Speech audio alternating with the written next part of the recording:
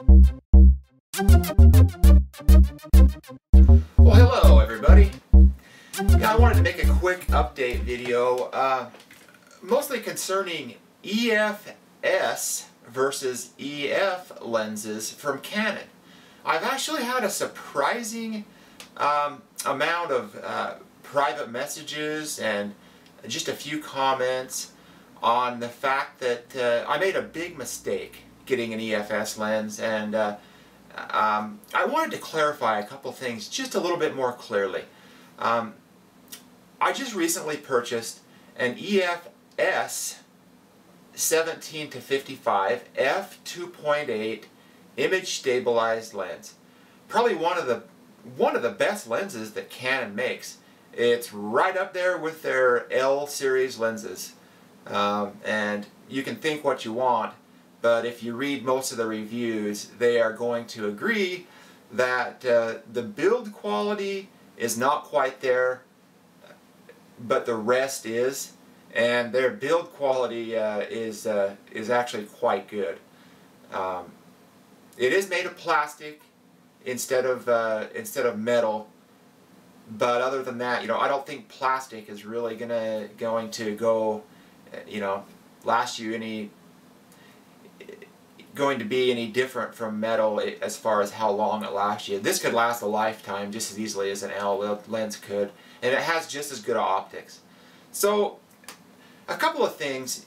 For those of you who don't know, the EFS lenses will fit the Rebel series, the 30D, 40D, 50D, 7D, in Europe, the 300D to 550D. So, number one, 90% of the people who get a crop sensor camera like this will never go full frame, and you'll be able to use your EFS lenses for as long as you want. If you ever do go full frame and spend $2,000 to $6,000 on a full frame camera, an extra $1,000 to buy a replacement lens that's comparable to your EF lens shouldn't be much of an issue. And so that said, I would not be one bit scared to get EFS lenses. In fact, one of my favorite lenses is in America, it cost me about $250 to $275. It's a 55 to 250 millimeter f4 to f5.6, and this is not really all that good for inside or low light. But for everything else, I have gotten great images with this, and it's an EFS 55 to 250. I would recommend everyone have one of these in their bag and an EF 50 millimeter 1.8, which I have in the other room. But this is actually an EFS lens I would recommend everyone get, and I would have no reservations buying EFS lenses. Now, it's a whole different story if your plan is to get a crop sensor camera like a Rebel series or a 550D, say, or something like that, and use it for a year and then go full frame, then yes, buy EFS lenses. But if you're getting a DSLR, like most people are, to take photos, improve your photography, be artistic, take family shots, maybe get into portrait work or whatever, don't hesitate to get EFS lenses, especially if they have what you want.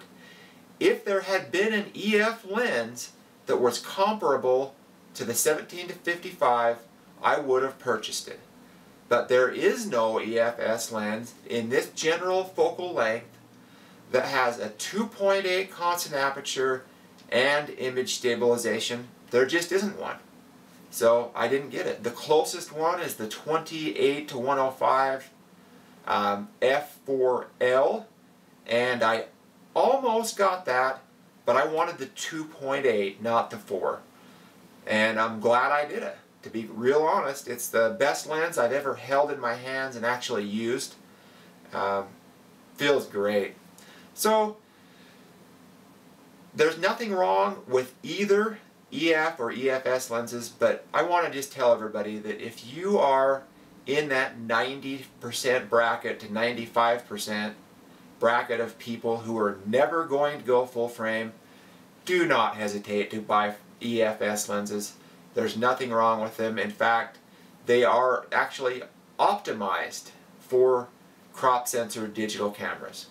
So anyway, I'm loving the 7D still, loving the EFS 17 to 55, and I will do some future videos, but I wanted to kind of clarify that since I've had so many personal messages and comments. So hey, you guys have a great day.